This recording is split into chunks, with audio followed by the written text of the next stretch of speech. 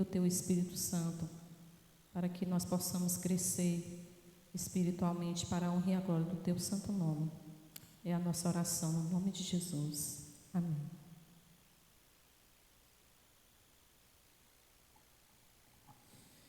Graça e paz, irmãos. Nós vamos abrir nossas Bíblias no Salmo 51. Damos boa-vinda à irmã Betânia, ali de Barras, da igreja do pastor e amigo Vânio. Salmo 51. Salmo 51. Talvez você esteja em desespero, pastor, mas na quarta-feira atrasada o senhor pregou o Salmo 49. Mas é porque no início do ano eu preguei o Salmo 50 e está lá no canal do YouTube da igreja. Se você quiser ver novamente a mensagem, você vai lá. Está lá na sequência, agora nós vamos para o Salmo 51, tá? Eu dou um presente para quem lembrar qual foi o tema do Salmo 50. Lembra não? Viu? Então você vai ter que ver lá o tema de novamente. Eu vou me presentear, né? Um culto que agrada a Deus.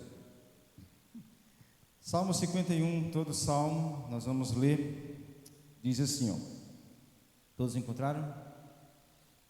Tem misericórdia de mim, ó Deus, por teu amor, por tua grande compaixão, apaga as minhas transgressões. Lava-me de toda a minha culpa e purifica-me do meu pecado, pois eu mesmo reconheço as minhas transgressões e o meu pecado sempre me persegue. Contra ti, só contra ti, pequei e fiz o que tu reprovas, de modo que justa é a tua sentença e tens razão em condenar-me. Sei que sou pecador desde que nasci, sim, desde que me concebeu minha mãe. Sei que desejas a verdade no íntimo e no coração me ensinas a sabedoria. Purifica-me com isopo e ficarei puro. Lava-me e mais branco do que a neve serei. Faz-me ouvir de novo júbilo e alegria, e os ossos que esmagaste exultarão. Esconde o rosto dos meus pecados e apaga todas as minhas iniquidades. Cria em mim, ó Deus, um coração puro e renova dentro de mim um espírito estável. Não me expulses da tua presença, nem tires de mim o teu Santo Espírito. Devolve-me a alegria da tua salvação e sustenta-me com um espírito pronto a obedecer. Então ensinarei os teus caminhos aos transgressores, para que os pecadores se voltem para ti. Livra-me da culpa dos crimes de sangue, ó Deus, Deus da minha salvação, e a minha língua aclamará a tua justiça. Ó Senhor, dá palavras aos meus lábios e a minha boca anunciará o teu louvor. Não te deleitas em sacrifício, nem te agradas em holocaustos, senão eu os traria. Os sacrifícios que agradam a Deus são um espírito quebrantado, um coração quebrantado e contrito. Ó Deus, não desprezarás. Por tua boa vontade faz Sião prosperar, ergue os muros de Jerusalém. Então te agradarás dos sacrifícios sinceros, das ofertas queimadas e dos holocaustos, e novilhos serão oferecidos sobre o teu altar. Amém? Hoje nós vamos falar sobre esse salmo, os verbos que fazem parte da oração dos contritos de coração. O R.C. Sproul, saudoso R.C. Sproul, ele disse uma frase interessante sobre a oração. Ele diz assim: a oração tem um lugar vital na vida de um cristão. Alguém pode orar e não ser um cristão, mas alguém não pode ser um cristão e não orar.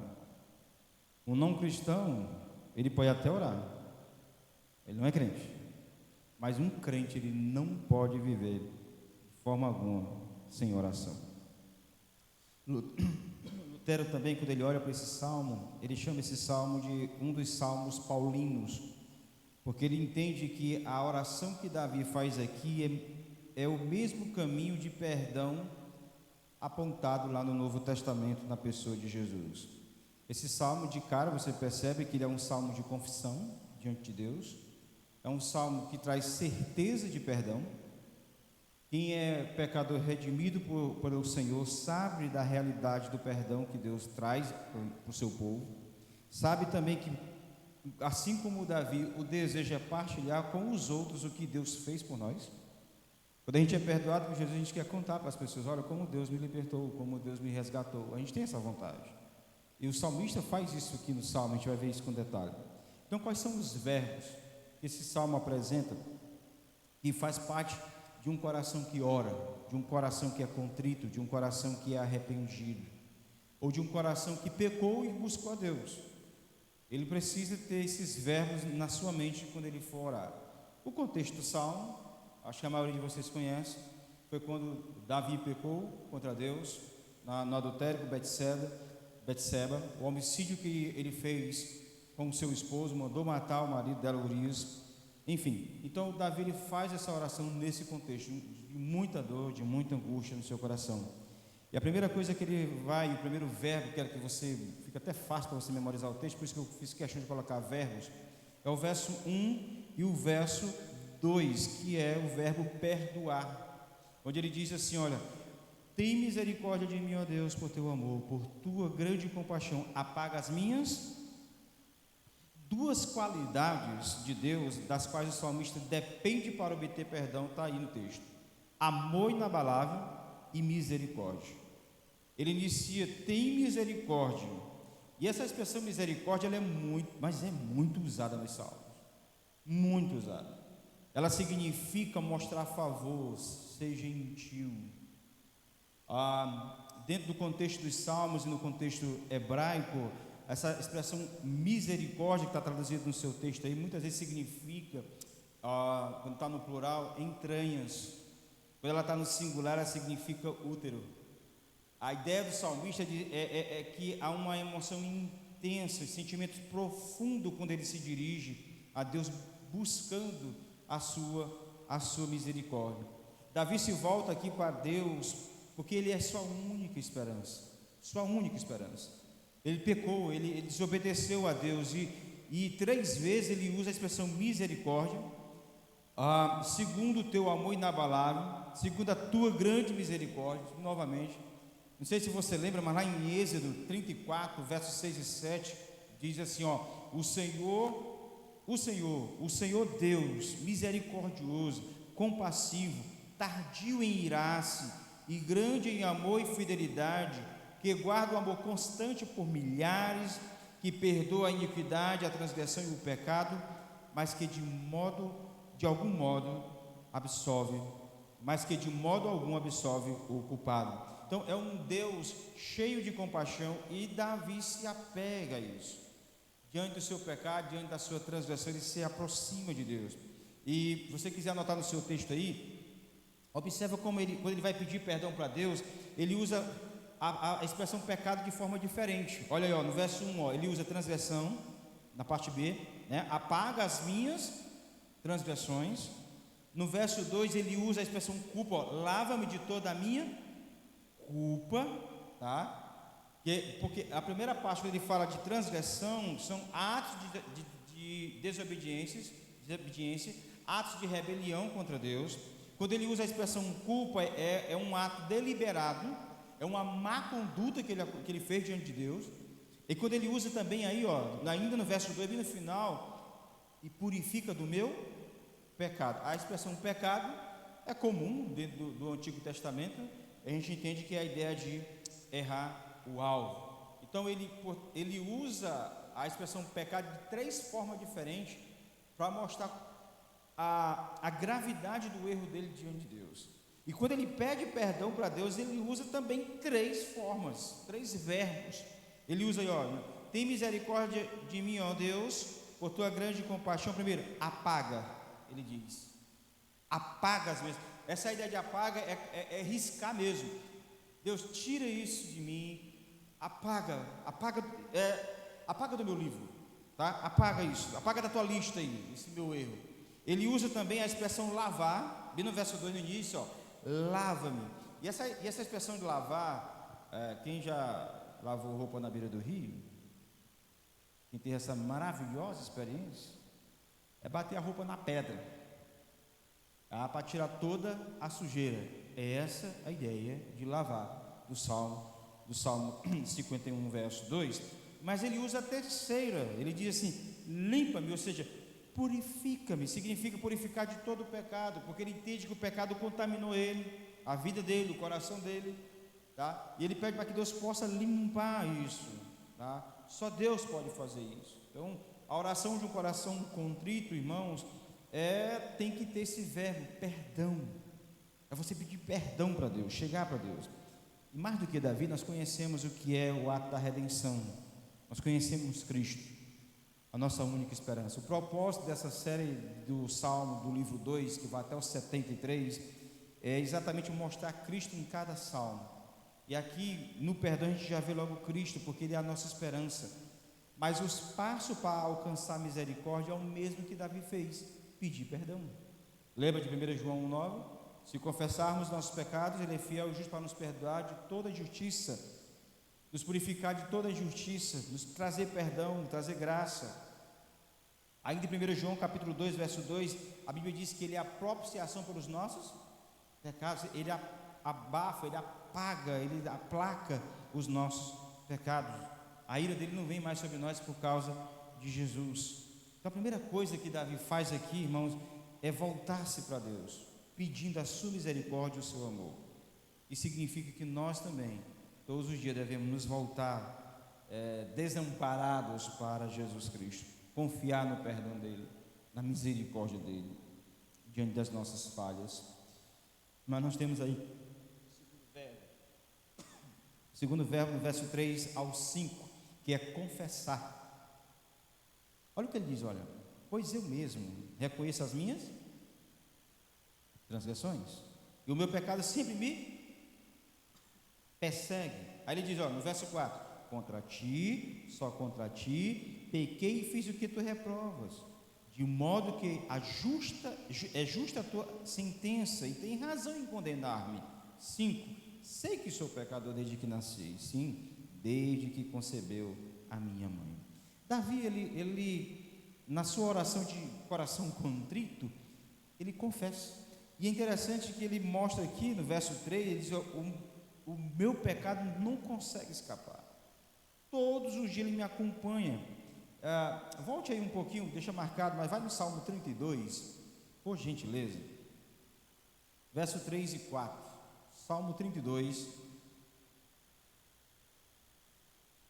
verso 3 e 4. Olha o que diz: enquanto eu mantinha escondidos os meus pecados, o meu corpo definhava de tanto gemer. Pois dia e noite a tua mão pesava sobre mim, minhas forças foram se esgotando com o tempo de secar. Davi, volta lá para o Salmo 51, ele fala no verso 3 dessa forma: pois eu mesmo reconheço minhas transgressões, o meu pecado sempre me persegue.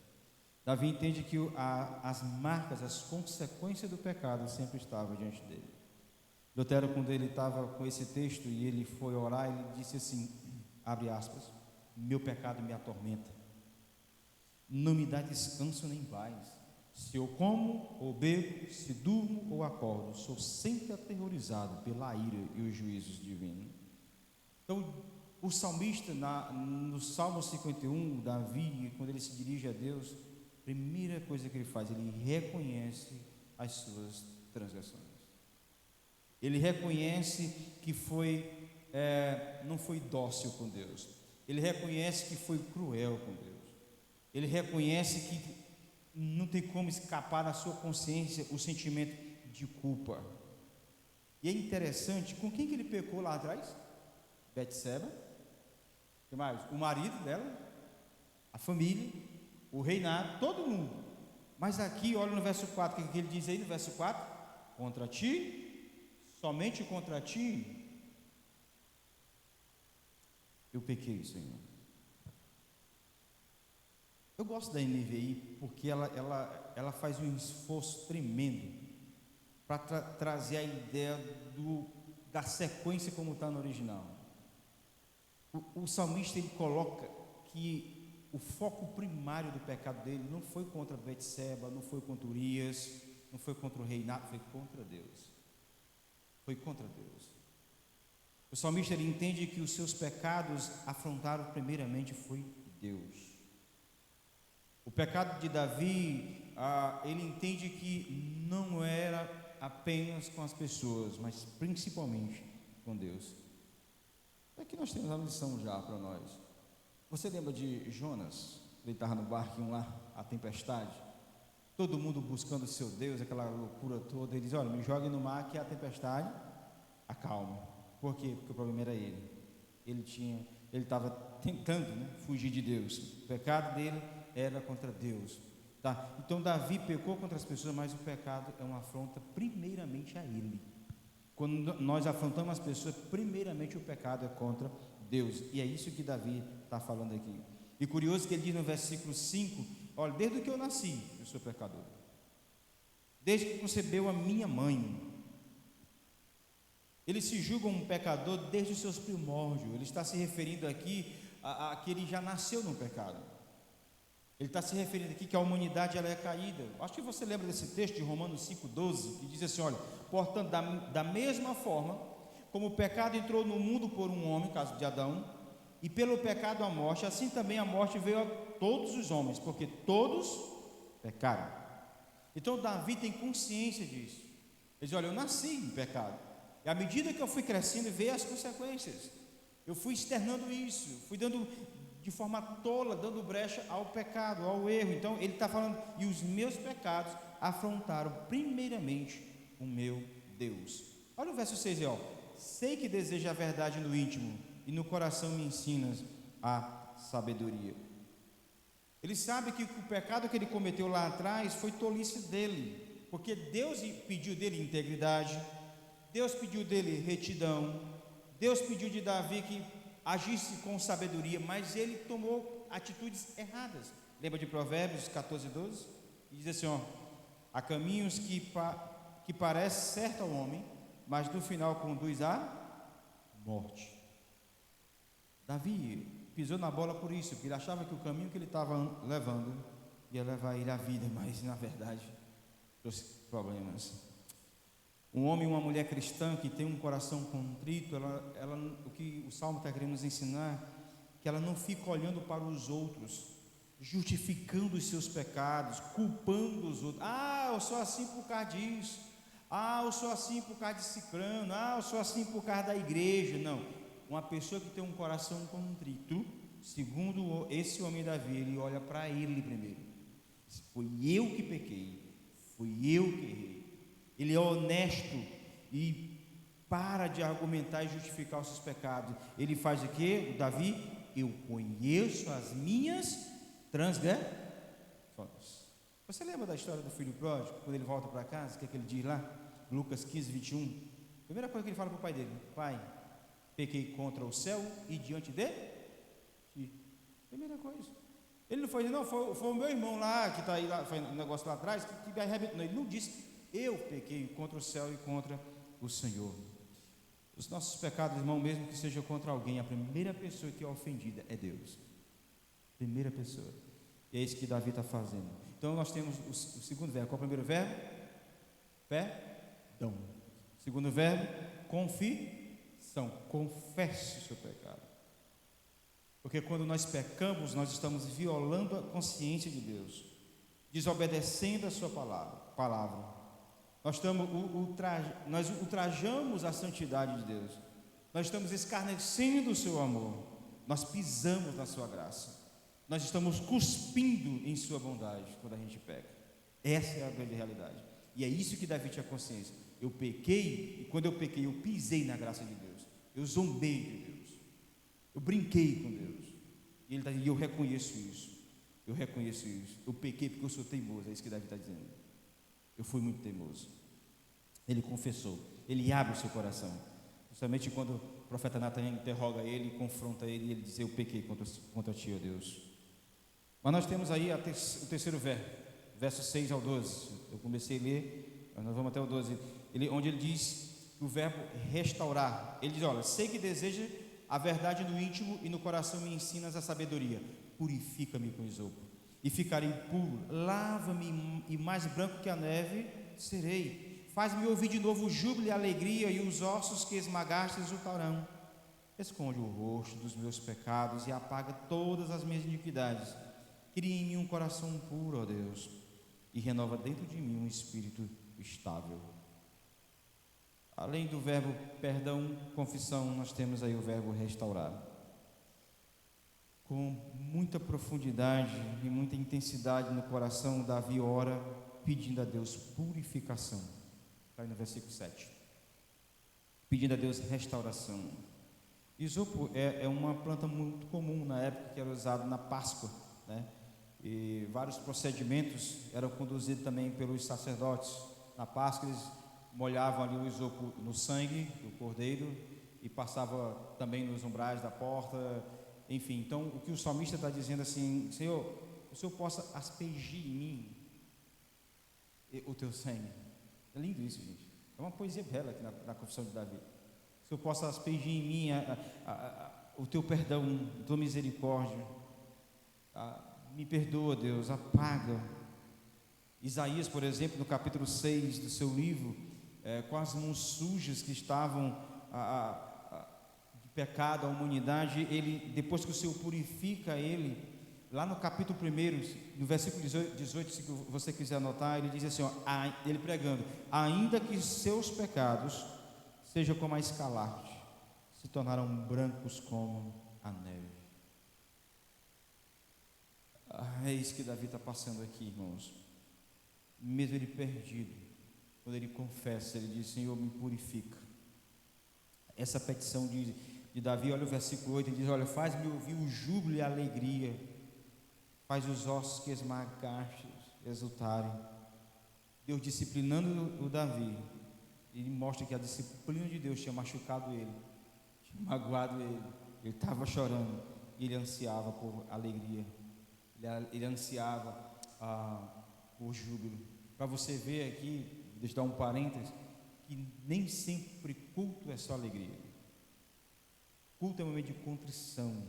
E Davi aqui, ele diz que está doendo. Ele usa a expressão muito forte: meus ossos foram esmagados pelo Senhor. A disciplina de Deus. Então tem culto que você e eu vamos, a pregação, a canção, ela vai te esmagar, te levar para baixo mesmo, mas é para sarar, para curar o seu e o nosso coração. É assim que Deus faz. Deus faz isso. Graças a Deus que Ele faz isso, porque Ele faz isso porque Ele ama os seus filhos, tá? Ele ama os seus filhos. E você que tem filho sabe disso. Muitas vezes você vai dizer um não, me deixe, papai, não. Mas eu não entendo por quê. Pois é, mas eu entendo. Não. E Deus também é assim, mas Ele não.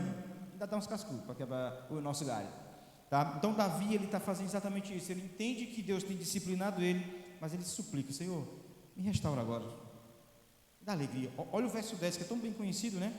Ele diz aí, cria em mim um coração puro, Deus, e renova o quê? Tem de mim um espírito inabalável, um espírito estável.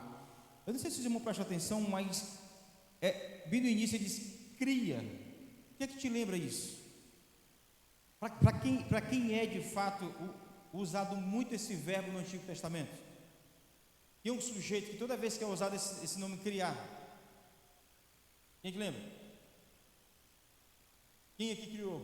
Pois é, criou Deus os céus e a... Então esse mesmo verbo que criar, que é bará, bereshit, bará, lá de Gênesis 1, está aqui. Então o que Davi está dizendo: somente o Senhor pode criar um coração novo em mim. Somente o Senhor pode criar algo do zero. Só tu, ó Deus. Você está dizendo: cria em mim, ó Deus, um coração. E esse criar é exclusivamente para Deus. Não é nós que podemos fazer isso, gente. Tem como você tirar o seu coração, o nosso coração de pedra, e colocar um coração de carne? Só Deus pode fazer isso. Jeremias é muito claro sobre isso. E Davi tem consciência: olha, Deus, cria em mim um coração puro. Um cidadão chamado Augustus Topley, ele diz algo muito lindo. Ele diz assim: olha, os labores de minhas mãos não podem cumprir as exigências de tua lei. Se meu zelo nunca tivesse trégua, minhas lágrimas nunca cessassem de fluir, nada disso poderia expiar meu pecado. Somente tu me salvas e me espias. Somente tu pode criar isso. Somente tu pode renovar as minhas forças. Então, assim como Davi, quando nós somos confrontados pelo pecado, há um sentimento de que fomos, parece, abandonados por Deus. Mas Davi olha e diz: não me expulse, Senhor, da tua presença. Olha o versículo 11, não me expulse da tua presença, nem tire de mim o teu Santo Espírito. Devolve-me a alegria da tua salvação e sustenta-me com o espírito pronto para quê? Para te obedecer. Para te obedecer. O Espírito Santo já tinha uma atividade no Antigo Testamento. No contexto aqui do salmista que faz essa oração, não é um contexto de rei, então ele está pedindo que não perca a autoridade de rei naquela nação, porque ele pecou. E perder a autoridade de rei era tirar o espírito dele. Então o Espírito Santo no Antigo Testamento ele já tinha uma ação, ele já trabalhava. Desde o início o Espírito Santo trabalhava. Graças a Deus que no Novo Testamento, com a vinda de Jesus, com a sua ascensão aos céus, no dia de Pentecostes, o Espírito Santo veio de forma permanente. Ou ele não sai mais do seu povo, ele se entristece. E Davi está dizendo aqui: olha, nós devemos confessar. Cria em mim, ó Deus, um espírito inabalável. Traz de volta a alegria da tua salvação. Traz de volta a alegria para eu te servir. Porque o pecado destrói, o pecado traz tristeza, desânimo, cansaço, fadiga e você espiritual. E você e eu precisamos buscar sempre a restauração de Deus. Então nós temos aí 3 verbos: perdão. Qual o segundo? Confissão. E terceiro, restaurar. E nós temos agora perdão, confessar, restaurar. E agora nós vamos para o versículo 13 até o versículo 17. Hoje nós temos outro verbo: oferecer.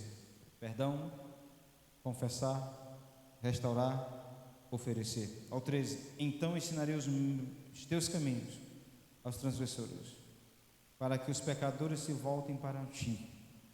Livra-me da culpa dos meus crimes de sangue, ó Deus, Deus da minha salvação, e a minha língua aclamará a tua justiça. Ó Senhor, dá palavras aos meus lábios, e a minha boca anunciará o teu louvor. Não te deleitas em sacrifício, nem te agradas em holocaustos, senão eu os traria. Os sacrifícios que agradam a Deus são um espírito quebrantado, um coração quebrantado e contrito, ó Deus, não desprezarás. A resposta de um pecador que é purificado, ela busca fazer conhecida o que Deus fez na vida dela. Davi, quando ele foi perdoado aqui, ele fez mais ou menos o que Isaías fez. Quando Deus toca lá com Ananias na língua dele, por meio do Espírito, purifica os lábios dele, ele diz: eis-me aqui, Senhor, envia-me a mim. Então Davi aqui no verso 13, ele diz: olha, eu vou ensinar os teus caminhos aos transgressores. A graça que o Senhor me alcançou, o Senhor me perdoa, agora eu tenho que contar para outras pessoas. Eu tenho que contar que o Senhor perdoa. Eu tenho que contar que muita gente que estava na minha situação pode ser perdoada. Muita gente que estava afadigada pelo pecado pode se voltar para ti. Eu quero contar isso, então me ajuda, Deus. Tu me renovou, tu me restaurou, agora eu te peço, me dá a palavra dos meus lábios. Bom, a graça de Deus, ela transforma o mais vil pecador num mais poderoso pregador. Pode ter certeza disso. Grandes homens do passado, do presente e do futuro, que eram uma lástima, hoje são grandes pregadores. Meninas, mulheres que eram uma escória na sociedade, hoje são muitas que evangelizam, falam de Jesus por onde passam. Deus transforma, Deus liberta, e Deus faz dessa pessoa um pregador, um testemunho vivo do Evangelho de Jesus. É isso que está acontecendo com Davi. Ele quer oferecer para Deus o que eu quero anunciar. Aí ele diz no versículo 17, o que é que ele vai oferecer? Os sacrifícios que agradam a Deus são um espírito quebrantado. Ele não está desprezando, no versículo 16, ele não está desprezando os sacrifícios lá de Israel. Ele não está fazendo isso. Ele está dizendo que aqueles sacrifícios, se forem colocados no altar, sem um coração quebrantado, não vale nada. Não faz sentido. A mesma coisa que Jesus ensina no Novo Testamento: se você vir deixar a oferta e há maldade no seu coração contra o seu irmão, deixa a oferta de lado. Corrige a vida com o irmão e depois vem colocar a oferta. Porque o nosso Senhor se preocupa com a motivação. Ele não quer apenas uma mera cerimônia formal dentro da igreja. Ele quer algo resultando de perdão, de graça. Nós devemos, irmãos, orar para que Deus nos dê as motivações corretas no nosso coração para anunciar o Evangelho, para ofertar o melhor para Ele, tá? Então, na nossa oração tem que ter esse verbo, oferecer o Evangelho às pessoas, mostrando que Deus também já nos perdoou. E por último, o último verbo aí, pedir.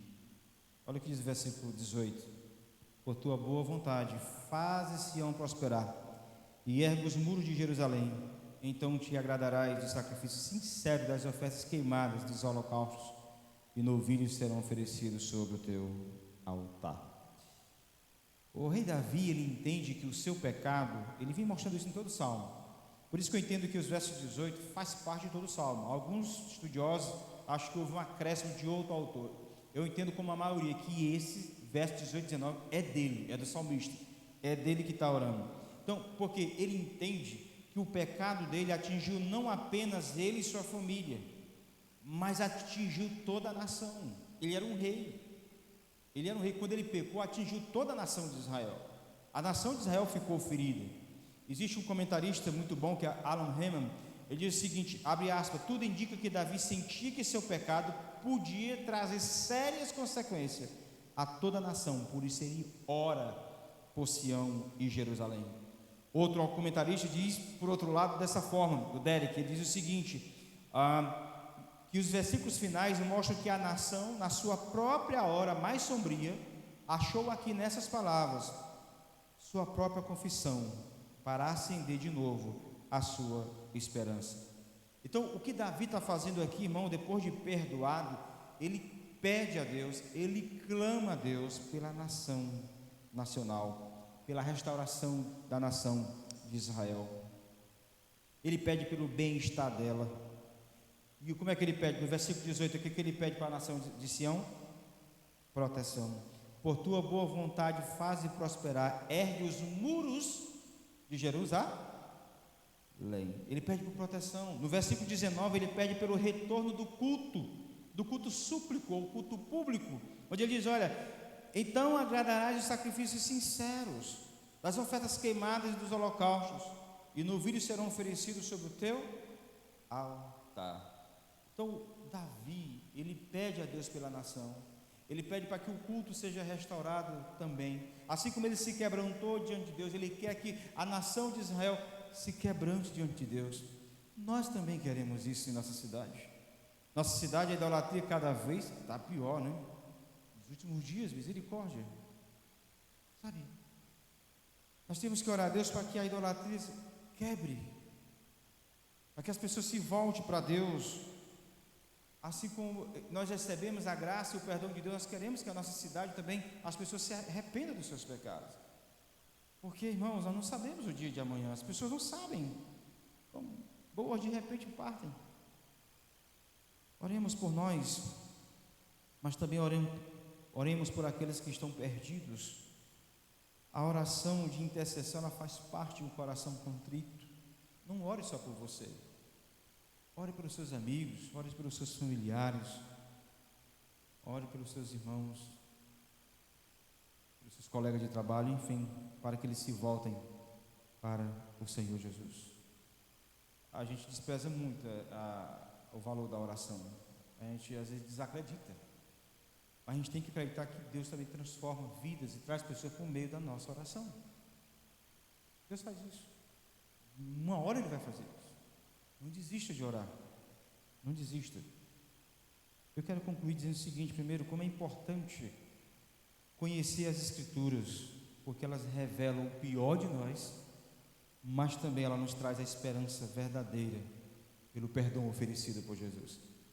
Então todo esse Salmo 51, ele revela que nós somos pecadores, mas esse Salmo 51 mostra também que há esperança para esses pecadores. E a esperança é Cristo, somente Cristo, somente Jesus.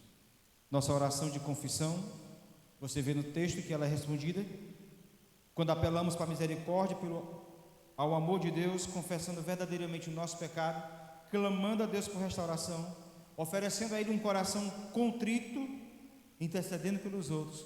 Deus responde, Deus sara, Deus perdoa. Por isso Davi, lá no Novo Testamento, Lucas, escrevendo o livro de Atos, ele diz: achei um homem chamado Davi, um homem segundo o meu coração, ou segundo o coração de Deus. Por isso ele era um homem segundo o coração de Deus, porque ele era sincero na sua confissão. Então que esses verbos fiquem guardados no seu coração: perdão, confessar, restaurar, oferecer e pedir, na hora da sua oração a Deus. Curve sua cabeça. Pai querido, obrigado, meu Deus. Obrigado pela leitura desse salmo, pelas lições preciosas que ele nos traz por meio desse homem Davi, um homem que falhou diante do Senhor, mas clamou pela tua restauração, clamou por sua misericórdia, por seu amor, e o Senhor atendeu a oração, perdoando-me os seus pecados. Obrigado também por ouvir a nossa oração. Obrigado por nos aceitar em Cristo Jesus. Obrigado por restaurar as nossas vidas. Obrigado que em nossos momentos de falhas o Senhor sempre está ao nosso lado, disposto a nos ajudar quando nós confessamos ao Ti, quando nós buscamos ajuda ao Senhor. Abençoa a Tua igreja com a Tua graça. Abençoa a Tua igreja com o Teu perdão e com a Tua misericórdia. Nós oramos, Senhor, agradecidos por tudo, pedindo ao Senhor que continue abençoando essa semana. Rogamos ao Senhor também, mais uma vez, pelos familiares, amigos do professor Neto Lima, que o Senhor dê graça, dê consolo, dê força a cada um deles. Agradecidos nós estamos por tudo, em nome de Jesus. Amém e amém. Queridos irmãos, que Deus os abençoe. Tenham aí um ótimo restante